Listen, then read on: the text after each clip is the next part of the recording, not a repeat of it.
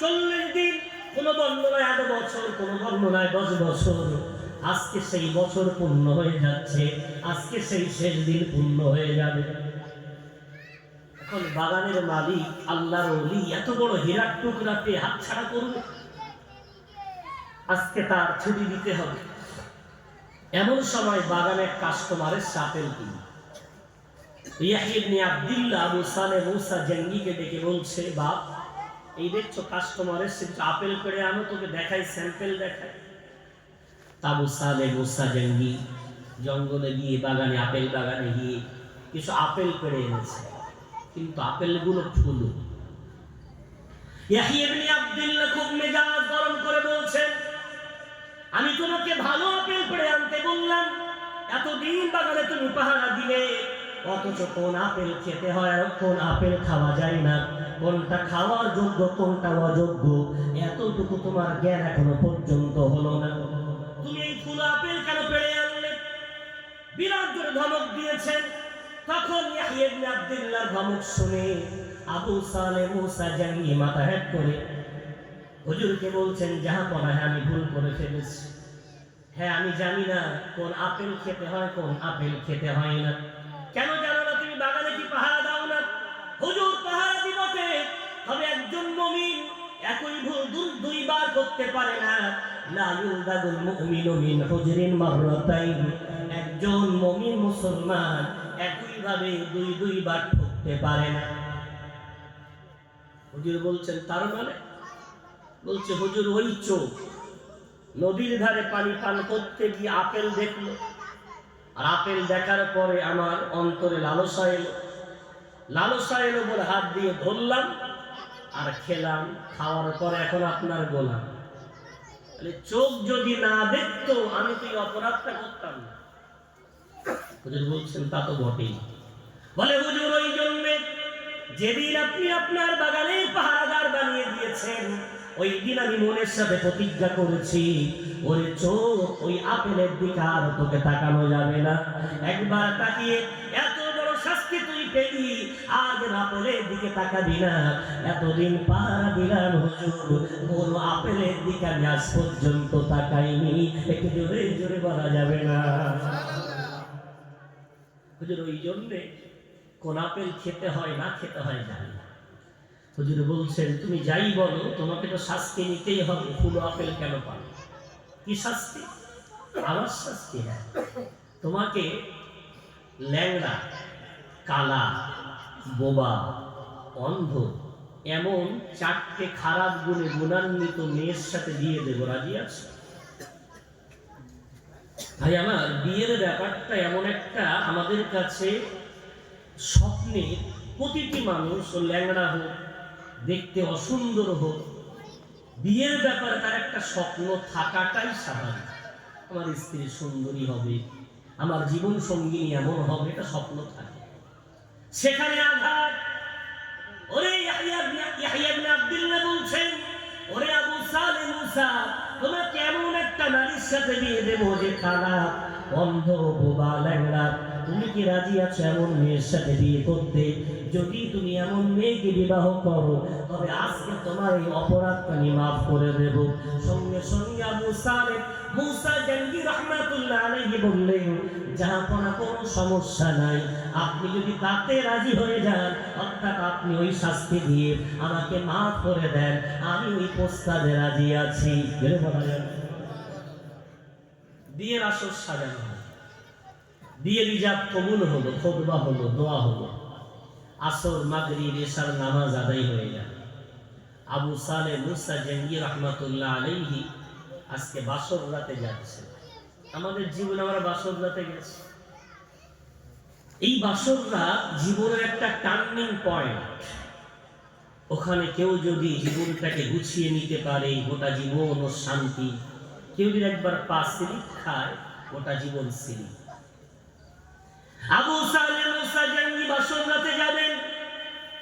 আমাদের মতো মদ খেয়ে নয়, আমাদের মতো দুনিয়াদার হয়ে নয়, বরং কোরআনের হুকুম মেনে পারা নম্বর 18 পৃষ্ঠা নম্বর 12 সূরার নাম সূরা নূর। আল্লাহ বলেছেন ইয়া আইয়ুহাল্লাযীনা আমানু লা তাদখুলু বুয়ুতান গায়রা বুয়ুতিকুম হাত্তা তাস্তানিসু ওয়া তুসাল্লিমু আলা আহলিহা। ওই ইমানদারেরা, তোমরা তোমাদের ঘরে হোক অথবা অন্য কারো ঘরে হোক, তোমরা যখন প্রবেশ করবে অনুমতি নেবে এবং সালাম প্রদান করবে। কেন সালাম দিলে ওই বাড়িটা রহমত শান্তি বরকতে ভরপুর হয়ে যায়। একটু জোরে জোরে বলেন। আমি আপনাদের কাছে আজকের জলসায় পয়সা চাইব না, আপনার আমার অত্যন্ত আপনজন। আজকের জলসায় শুধু আজকে আপনাদের কাছে আমি চাইব, আজ থেকে নিয়ত করেন বাড়িতে যখনই ঢুকবেন আপনি সালাম দেবেন। কঠিন কাজ না। কি বলছেন? আসসালামু আলাইকুম ওয়া রাহমাতুল্লাহি ওয়া বারাকাতুহু। ও পরিবারের সদস্যগণ, স্ত্রী, মা, বাপ, সন্তান সবাই আছে। আপনি বলছেন তোমাদের উপরে আল্লাহর শান্তি, রহমত, বরকত নাজিল হোক। বলবেন। যারা উত্তর দেবে তার মধ্যে মাসুম আমার আপনার বাচ্চাটা আছে, যারা কোনো গুনাহ লেখা হয়নি। আপনার আম্মা জান আছেন যার দোয়া ডাইরেক্ট কবুল হয়। আপনার আব্বা জান আছেন যার দোয়া আল্লাহ সরাসরি শুনে নেন। তারা একসাথে যদি বলে ওয়া আলাইকুমুস সালাম ওয়া রাহমাতুল্লাহি ওয়া বারাকাতুহু, ও আমাদের বেটা, ও আমার আব্বা জান, আমার স্বামী, তোমার উপরে আল্লাহর শান্তি, রহমত, বরকত নাজিল হোক। ওই বাড়িটাতে হয়তো বিরাট সম্পদ না থাকতে পারে, ওই বাড়িটায় হয়তো তিনতলা বাড়ি, এক টাইলস লাগানো না থাকতে পারে, এসি লাগানো না থাকতে পারে, কিন্তু যে ঘরে সালাম আছে ও ঘরে আমার আল্লাহর তরফ থেকে শান্তি শান্তি, রহমত রহমত, বরকত বরকত বরকত আছে। একটু জোরে বলা যাবে। আজকের জলসা আমি এতটুকু চাইব, সালাম আম করে দেব। রাস্তাঘাটে যেখানে যার সাথে দেখা সালাম সালাম, আফসুস সালাম বাইনাকুম, সালাম আম করে দাও, আল্লাহ মোহাব্বত বাড়িয়ে দেবেন। বলবেন ভাই আমার, বাবজি আমার, আবু সালে মুসা বাসুরাতে ঢুকবে আমাদের মতো বিরাট স্টাইল দিয়ে নয়, দুনিয়ার কোন রকম রং তামাশা না করে সালাম দিয়ে প্রবেশ করছে। কি বলা হয়েছিল? তোমার ঘরের বাসর ঘরের স্ত্রীটা ও কিন্তু কালা, ও কিন্তু বোবা, ও কিন্তু অন্ধ, কিন্তু ল্যাংড়া। সালাম দেওয়া মাত্রই মধুর সুরে আওয়াজ ভেসে আসে, ওয়া আলাইকুমুস সালাম ওয়া রাহমাতুল্লাহি ওয়া বারাকাতুহু। একটু জোরে বলেন। ওদের আশ্চর্য হয়ে গেছে, কি ব্যাপার? আমাকে তো বলা হলো কালা, আমার সালামের আওয়াজ পেলো কি? উত্তর দিচ্ছেন, বলা হলো বোবা, উত্তর দেয় কেমন? আবার কোনো পরীক্ষা না, এগিয়ে গেলেন ভয় ভয় করে। রাসূলের হাদিস, বাসর রাতে স্ত্রীর মাথার চুলটা ধরে একটা হাদিসের লম্বা দোয়া আছে, ওই দোয়াটা পড়ে কপালে একটা চুমা দিতে হয়। দুজনা মিলে নামাজ পড়া অনেক উত্তম লিখেছেন। তো কপালে চুলে হাত দিয়ে দোয়াটা পড়ে যখন তার দিকে তাকিয়েছেন, তাকিয়ে দেখছেন এ তো জান্নাতি হুরের চেয়ে কোনো দিক দিয়ে কম না। এত সুন্দরী রমণী, তার দিকে মিটমিট করে যেই চোখ মেলেছে, মহাব্বতের সাগরে, প্রেম সাগরে হাবুডুবু খেতে খেতে হঠাৎ অন্তরে ভয় চলে এসেছে, হয়তো আমাকে আবার ইয়াহইয়া ইবনে আব্দুল্লাহ অন্য কোন পরীক্ষায় ফেলেছে, আমার মনে হয় এগিয়ে যাওয়াটা ঠিক হবে না। উনি তাড়াতাড়ি মাথাটা ছেড়ে দিয়ে অতি দ্রুত ঘর থেকে বাইরে দৌড়ে বার হয়ে গেছে। গিয়ে দেখছেন বাইরে দাঁড়িয়ে আছেন ইয়াহইয়া ইবনে আব্দুল্লাহ। কি বাবা, বাইরে চলে এলেন? আজকে তোমার তো বাইরে আসার কথা না, জীবনের এই রাতটা ঐতিহাসিক রাত, তুমি ঘরে যাও। হুজুর বলছেন জাহাপনা, আমি আর এমন ভুল করবো না। আপনি বললেন এক, আর ঘরের মধ্যে নারীটা আর এক, আপনি মনে হয় আবার কোন আমাকে পরীক্ষায় ফেলছে। ওই সময় ইয়াহইয়া ইবনে আব্দুল্লাহ আবু সালে মুসা জানজিকে নিজের বুকে জড়িয়ে ধরে বলছে, বাবা না না না, আমি কোনো পরীক্ষায় তোমাকে ফেলছি না। ওই ঘরের যে নারীটা তুমি দেখতে পাও, ওই নারীটা অন্য কেউ নয়, ওই নারীটা হলো আমার কন্যা, ওর নাম ফাতেমা, কিন্তু মানুষ ডাকে তাকে উম্মুল খায়ের বলে। একটু জোরে বলা যাবে? তোমার নাম মুসা, মানুষ ডাকে আবু সালেহ বলে। আমার মেয়ের নাম ফাতেমা, মানুষ ডাকে উম্মুল খায়ের, কল্যাণের মা বলে। ও বাপ, তুমি জানো না আমার মেয়েটাকে আমি এমন করে আল্লাহর হুকুম মোতাবেক বড় করেছি। আমার মেয়েকে আমি বলেছি কালা, আমি মিথ্যা বলিনি বাবা। আমার মেয়েটা আজ পর্যন্ত কোনোদিন কোন পর পুরুষের কণ্ঠ তার কানের মধ্যে প্রবেশ করিনি। ওই জন্য আমি বলেছি কালা, আমার মেয়েটা আজ পর্যন্ত কোন পর পুরুষের দিকে চোখ তুলে তাকায়নি। আমি ওই জন্য বলেছি অন্ধ, আমার মেয়েটা আজ পর্যন্ত কোনোদিন কোন পর পুরুষের সাথে কথা বলিনি। ওই জন্য বলেছি বোবা, আমার মেয়েটা আজ পর্যন্ত আমার চৌপাচিনের বাইরে কোনোদিন পা বাইরে দিয়ে বাইরে কোনোদিন বেড়াতে যাইনি। আমি ওই জন্য বলেছি ল্যাংড়া। ও আমার বাবা, তুমি জানো না আমার মেয়েকে আমি খুব চিন্তিত ছিলাম। ও আল্লাহ, আমার মেয়ে কল্যাণের মা, আমি জানি না আমার জামাই কেমন হবে। আল্লাহর কাছে দোয়া করতাম, আল্লাহ একটা নেককার জামাই তোমার তরফ থেকে আমাকে পাঠিয়ে দিও। ওই আপেল দরিয়ায় ভেসে দিয়ে ওই আপেলটা দরিয়া হয়ে গেল, তোমার মতো নেককার জামাই আমার আপেল বাগানে পাহারা দিল। আমি কাছ থেকে তোমাকে দেখলাম, আমার আপেল পাড়ার রহস্য আমি নিজেই প্ল্যান করে তোমাকে ওই কাজে ফাঁসালাম। কারণটা আমি চাই আবু সালের মতো জামাই উম্মুল খায়ের নসিবে আমার আল্লাহর তরফ থেকে এসেছে। একটু জোরে জোরে বলেন ভাই। আমরা বাপ যদি আবু সালে হয় আর মা যদি উম্মুল খায়ের হয়, তাদের গর্ভ থেকে মাহবুবে সুবহানি, কুতুবে রব্বানি, বড় পীর আব্দুল কাদের জিলানী রাহমাতুল্লাহ আলাইহির জন্ম নেওয়াটা স্বাভাবিক না অস্বাভাবিক? কথা বলে স্বাভাবিক না? এমন যদি বাপ মা হয়, তাদের গর্ভ থেকে তো সোনা জন্ম নিল, হীরা জন্ম নিলেও তাই। বড় পীর আব্দুল কাদের জিলানীর জন্ম 570 খ্রিস্টাব্দে, পয়লা রমজান। আকাশ মেঘলা, চতুর্দিকে মানুষের সন্দেহ হচ্ছে চাঁদ হয়েছে কিনা। সবাই সেহেরি করেছে, তবে পরের দিন খবর নিয়ে যদি চাঁদ না হয় রোজা ভেঙে দেবে। সকালবেলা আবু সালে মুসা জঙ্গিকে বলছে, ভাই কোনো চাঁদের খবর হয়েছে? মহিলারা উম্মুল খায়ের ফাতেমাকে বলছে, কোনো চাঁদের খবর হয়েছে? দুজনাই উত্তর দেয়, আমার গ্রামের নারী পুরুষগণেরা চাঁদের কোনো খবর আমরা পাইনি, তবে আমার আল্লাহর রহম, গতকাল সুবহে সাদিকের আগে পূর্ব আকাশের ওই পশ্চিম আকাশের সুন্দর চাঁদের মতো সুন্দর একটা ফুটফুটে চাঁদ আল্লাহ আমাদের ঘরে আল্লাহ পাক রব্বুল আলামিন পাঠিয়েছে। ওই ছোট্ট বাচ্চাটা সুবহে সাদিকের আগে আমার ঘরে আসার পর থেকে এত চেষ্টা করলাম দুধ পান করানোর, কোনো মতেই দুধ পান করে না। আমাদের মন বলছে আমাদের বাচ্চা দুধ পান করছে না, মানে আজকে পয়লা রমজান, তোমরা রোজা রাখো, আশা করি আজকে পয়লা রমজান প্রমাণিত হবে। একটু জোরে বলা যাবে? গোটা গ্রামের মানুষ রোজা রাখলো, চাঁদ না দেখে রোজা রাখলো। সন্ধ্যা হয়েছে, মসজিদের মুয়াজ্জিন যে আযান দেয়, ওই ছোট্ট আজকে জন্ম নেওয়া শিশুটা মাহবুবে সুবহানি, কুতুবে রব্বানি, বড় পীর আব্দুল কাদের জিলানী, সে আযান শুনে তার মায়ের স্তন পান করতে শুরু করেছে। সঙ্গে সঙ্গে চতুর্দিকে ঘোষণা হয়ে গেল আজকে পয়লা রমজান ছিল। ওই জন্য আমার বাচ্চা সারাদিন দুধ পান করিনি, ইফতারে তার মায়ের দুধ পান করে জীবন শুরু করেছে। একটু জোরে বলা যায়?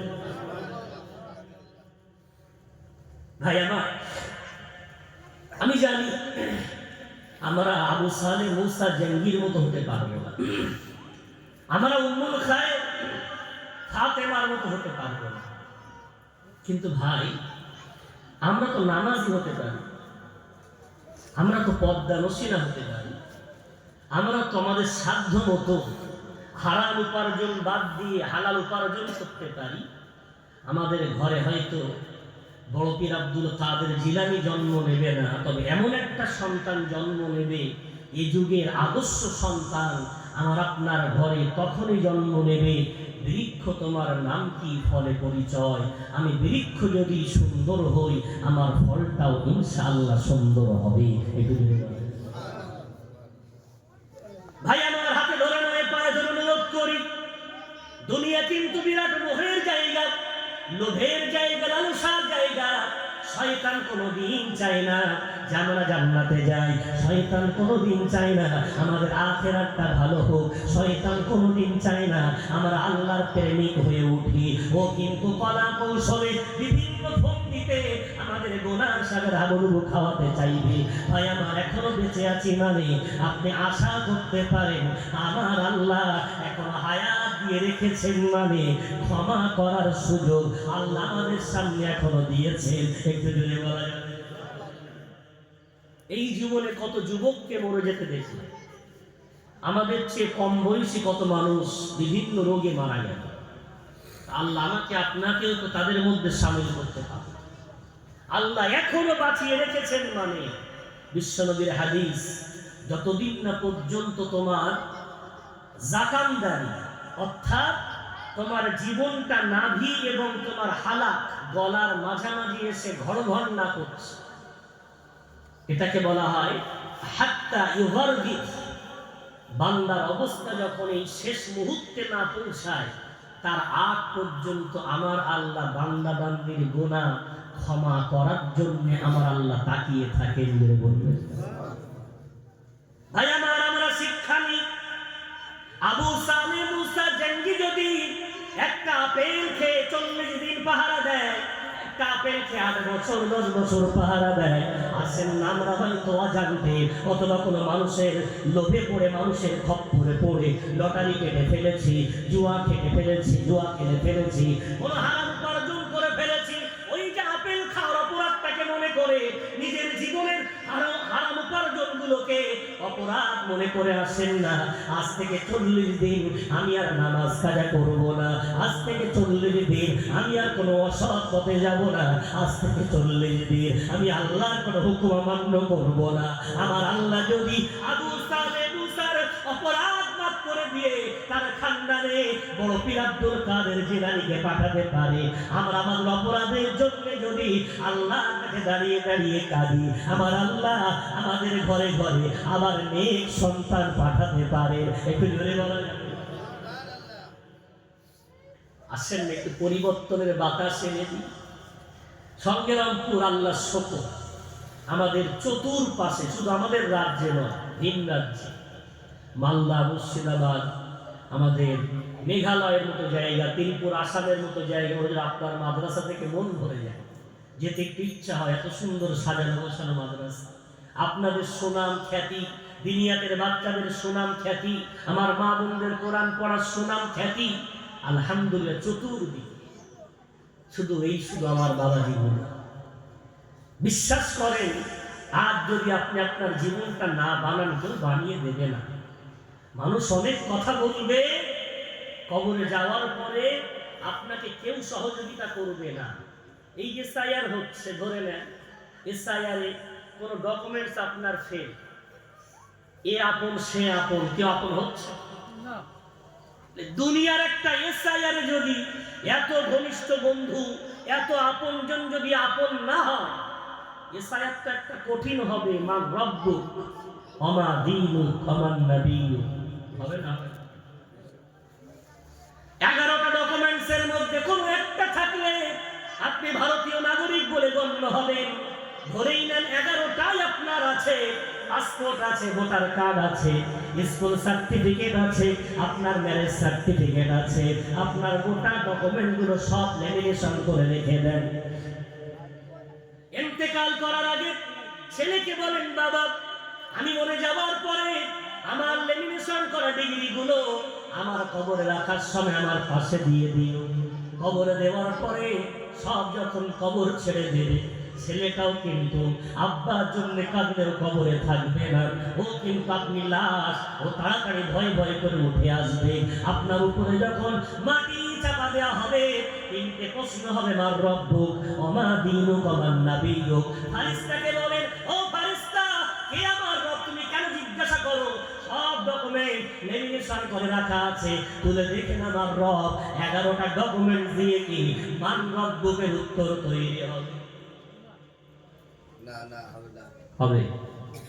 আমা দিনুকে আমার নবীকে এসআইআর নিয়ে বিরাট মাথা ব্যথা। ধরা পড়ে গেলে কি হবে, ডিটেনশন ক্যাম্পে দেবে, এদেশের নদেশ কি করবে? ভাই কবে হবে কোনো নিশ্চয়তা নেই, কিন্তু আমি যে আগামীকাল পর্যন্ত বাঁচবো গ্যারান্টি আছে না।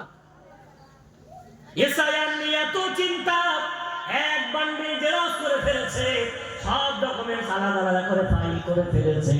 ও ভাই আগামীকাল যদি মারা যায়, এসআইআর আগে যদি ওই কবরের তলার বাসিন্দা হয়ে যায়, ওই কবরের এসআইআরের জন্য কোনো প্রস্তুতি কি নিলাম? যদি প্রস্তুতি না নেই, আপনার দুনিয়ায় বন্ধু বান্ধব থাকবে, আত্মীয় স্বজন থাকবে, অনেক আপনজন থাকবে, কিন্তু আপনি মরে যাওয়া মাত্রই সব কান্নাকাটি শেষ। ও নাটক ও কান্না, এটা হলো দুনিয়ার একটা বিরাট নাটক। এ কাঁদে সে কাঁদে, কবর দিতে না দিতেই মেহমান যারা এসছে বিরাট খাওয়া দাওয়ার বন্দোবস্ত আছে, হলো না? জি, আপনি মরে গেছেন, একদিন না খেলে হবে না, খেতে হবে। খেতে বসে হাসি ঠাট্টা তামাশা, বিয়ে বাড়ি এসছে ওইসব, ব্যাস। তারপরে 4 দিন যেতে না যেতেই চাহারামা করে ছেলে ফারে, আব্বার চাহারামা করে দিয়েছে, খুব বেশি বেশি 40টা করে দিয়েছে। ভাই আমার 40টা চাহারামা একদিন সব পৌঁছ, আব্বার কি হবে? রাসূলের হাদিস, ওয়ালাদিন সালিহিন ইয়াদউ লাহু, একটা নেককার সন্তান দেখে যাও, ও দুনিয়াতে পড়ুক, একটা নেককার মেয়ে রেখে যাও, ও দুনিয়াতে পাঠরত হয়ে যাক, ওই মেয়েটা যদি পড়ে আউযু বিল্লাহি মিনাশ শাইতানির রাজীম, প্রত্যেকটা অক্ষরে যত সব আল্লাহ দেবেন ওটা ডবল করে দিয়ে এক ভাগ বাপের কবরে, এক ভাগ মায়ের কবরে আমার আল্লাহ অটোমেটিক সাদকায়ে জারিয়া স্বরূপ আপনার কবরে পৌঁছাবে। ও রাস্তায় চললে জমিন দোয়া দেবে, রাস্তায় চললে আসমান দোয়া দেবে, ফারিস্তা দোয়া দেবে। এমন নেক সন্তান যদি রেখে যেতে পারেন, ওটাই হবে আপনার আখিরাতের পাথেয়। একটু জোরে বলা যাবে? সমাজে মানুষ অনেক চালাক হয়ে গেছে, ওদেরকে বললে আর শোনে না। কি হচ্ছে? পরিশ্রম করলে ফল পাবে, এটা দুনিয়ার নিয়ম। তো ছেলেকে বিরাট কলেজ ইউনিভার্সিটি বিভিন্ন মিশনে পড়িয়ে বিরাট ডিগ্রিধারী বানিয়ে ছেলে চাকরি পেয়ে গেছে। কি হয়েছে? ছেলে এখন কলকাতায় ফ্ল্যাট নিয়ে থাকে, বাপ মা বাড়ি তো অন পিস, এখন তো 2-3টে না, একটা নাদেক আর একটা দিন ফ্ল্যাটে থাকে। আব্বাকে বলছে, আব্বা আমি খুব বিজি, বাড়ি যাওয়ার সময় এখানেই থাকবো। ভিডিও কল করেছে, হঠাৎ দেখছে একটা মেয়ে পাশে বসে আছে। কে রে মেয়েটা? বলছে আব্বা এটা আমার গার্লফ্রেন্ড। নাউজুবিল্লাহ, আস্তাগফিরুল্লাহ, গার্লফ্রেন্ড তোর রুমে? বলছে আব্বা তোমার ওল্ড, এখনো তোমরা পুরাতন যুগে আছে, এগুলো কোনো অ্যাভেলেবেল কোনো ব্যাপারই না। আমার আগামী দিন স্ত্রী হতে চাচ্ছে, আগা আমার ঘরে এসে আমার সাথেই থাকে। মা বাপ বাড়িতে চোখের পানি ফেলে, যা তাদের অবস্থা। বাপটি বাড়ি আসবে না? আব্বা তোমার কোনো চিন্তা নেই, আমি চাকরি পেয়ে গেছি, তো মাসে মাসে 1000-10 করে টাকা পাঠিয়ে দেবো, প্রতিবেশী চাচিমাটাকে একটু বলো রান্না বাড়া করে দিতে, তোমার বউ সব পারবে না। ভাই আমার টাকা পাঠায়, রাতের বেলা কনকনে শীত, আব্বাটা থরথর করে কাঁপছে, মাটা বৃদ্ধা বেহুশ হয়ে ঘুমিয়ে আছে, একটা কম্বল দরকার, ডাকছে, কই কেউ বাড়িতে আছো? কম্বলটা বার করে দেওয়ার কেউ নেই। মাঠে একটু পানি পান করবে, ওই মাটার পানি ঢেলে দেওয়ার কেউ নেই। সকালবেলা খুব মনের দুঃখে ফোন দিয়েছে, বাপ তোর বাইরে থাকলে হবে না, বাড়ি আসতে হবে। আব্বা এমন জিদ ধরলে হয়, চল আমি আসছি, তোমাদের নিয়ে আসছি। এই বলে ছেলে বৌমা বাড়ি আসছে, বাপ মাকে নিয়ে যাচ্ছে কোথায়? আপন ফ্ল্যাট। আব্বার বড় আনন্দ, যাক আমার ছেলে এতদিন পরে সুমতি হয়েছে, সুবুধ হয়েছে। আমিনপুরে ওখানে একটা বৃদ্ধাশ্রম আছে, ওখানে গিয়ে গাড়ি দাঁড়িয়েছে, জিজ্ঞাসা করছে বাপ এটা তোর ফ্ল্যাট? বলছে হ্যাঁ। গাড়ি থেকে নামালো, আম্মা আব্বার হাতটা ধরলো, দোতলায় উঠে একটা সুন্দর ঘর, অ্যাটাচ বাথরুম, 2টো বেড, আব্বা আপনি এই বেডে, আম্মা আপনি এই বেডে থাকবে। বা তোমরা কোথায় থাকবে পরে বলছি, এখানে ব্যাগ ফ্যাগ রাখেন সব সুন্দর করে দিয়ে। বাইরে কাউন্টারে গিয়ে বলছে আমার আম্মা আব্বা বছরে যা টাকা হয় বলবে, অনলাইন করে দেবো, কোনো ত্রুটি যেন না হয়। আম্মা আব্বা ভেবেছিল ছেলের ফেলার, সকালবেলা উঠে বারান্দায় দেখে অনেকগুলো অমন বৃদ্ধ বৃদ্ধ সব বসে আছে। তোমরা কারা? বলে আমার মালদায় বাড়ি। তোমার মুর্শিদাবাদে। আমার দক্ষিণ 24 পরগনা, আমার উত্তর 24 পরগনা। তোমার ছেলে কি করে? আইপিএস। তোমার ছেলে ব্যারিস্টার, তোমার ছেলে প্রফেসর। তুমি এখানে কেন? তা বিদ্যাশ্রম। আমার ছেলে বলবে যেন ছেলের ফেলা। চোখ দিয়ে টপ টপ করে পানি পড়ে। ছেলেকে এত ফোন লাগায় আর ফোন ধরে না। আজকে আম্মা আব্বা একটা মাত্র সন্তান, বিরাট স্বপ্ন নিয়ে বিরাট বড় করেছিল, বিরাট বড় চাকরিজীবী বানিয়েছিল। হ্যাঁ দাদাজি আমার এমন সন্তান বানালেন, জীবিত অবস্থায় আপনাকে বৃদ্ধাশ্রমে রেখে দিল। কেন কেন জানেন? আপনার ছেলে ডাক্তার, মাস্টার, ব্যারিস্টার, প্রফেসর সব হোক, ইসলাম বাধা দেয় না। তবে ইসলামের নিয়ম হলো বিশ্বনবীর হাদিসটা মাথায় রাখতে হবে, তলাবুল ইলমি ফারিদাতুন আলা কুল্লি মুসলিমিন। ইসলামের মৌলিক জ্ঞান অর্জন করা প্রতিটি মুসলমানের জন্য ফরজ। দুনিয়ার ইতিহাসের বইতে, ভূগোলের বইতে, সাহিত্যের বইতে পিতামাতার মর্যাদা সম্বন্ধে এমন সুন্দর আলোচনা করা হয়নি যেমন আলোচনা রব্বুল আলামিন তার পাক কোরআনে করেছেন। পারা নাম্বার 15 পৃষ্ঠা নাম্বার 3, সূরার নাম সূরা বনী ইসরাঈল। রব্বুল আলামিন বলেন ওয়া ক্বাদা রাব্বুকা আল্লা তা'বুদু ইল্লা ইয়াহু ওয়া বিল ওয়ালিদাইনি ইহসানা ইম্মা ইয়াবলুগান্না عندك الكبر أحدهما أو كلاهما فلا تقل لهما أف ولا تنهرهما وقل لهما قولا كريما رب العالمين বলেন আমি ফয়সালা শুনিয়ে দিয়েছি, আমি ফরজ করে দিয়েছি, ইবাদত করতে হলে এক আল্লাহর ইবাদত করতে হবে। আর পিতামাতার সাথে সর্বদাই মধুর আচরণ করা লাগবে। ওই পিতামাতার মধ্যে উভয়জন অথবা কোনো একজন যদি বৃদ্ধ হয়ে যায়, খবরদার তারা দেবে না, ধমক দেবে না, ওদের সঙ্গে সুন্দর আচরণ করবে, ওদের সঙ্গে সুন্দর সুন্দর কথা বলবে। এটা আমি আল্লাহ, এটা আমার দেওয়া ফরজ হুকুম। একটু জোরে বলা যাবে? কেমন হুকুম?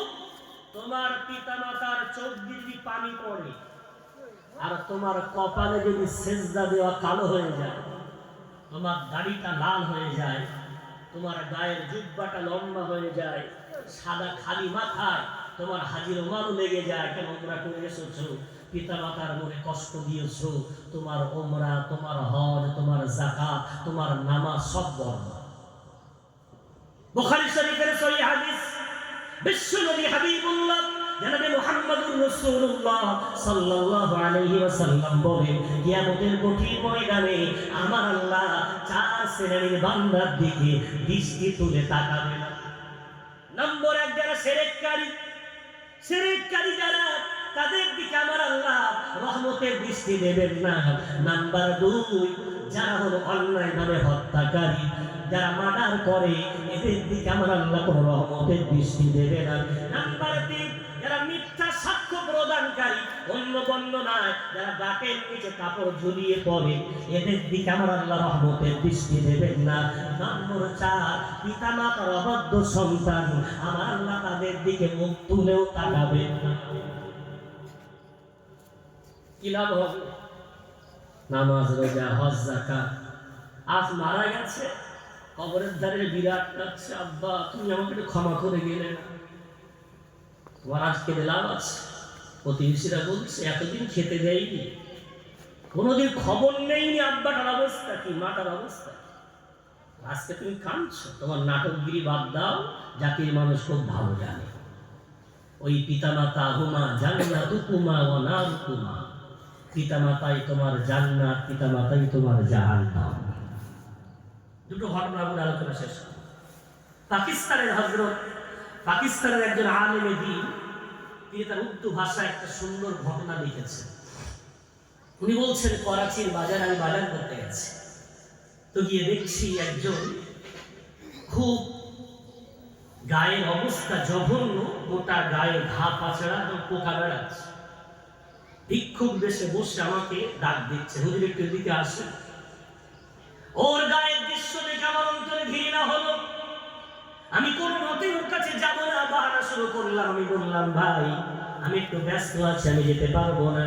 আবার সালাম দিয়ে বলে, আসসালামু আলাইকুম হুজুর, একটু আসেন, আমি পয়সা চাই না, আপনার কাছে আমার একটা অনুরোধ আছে।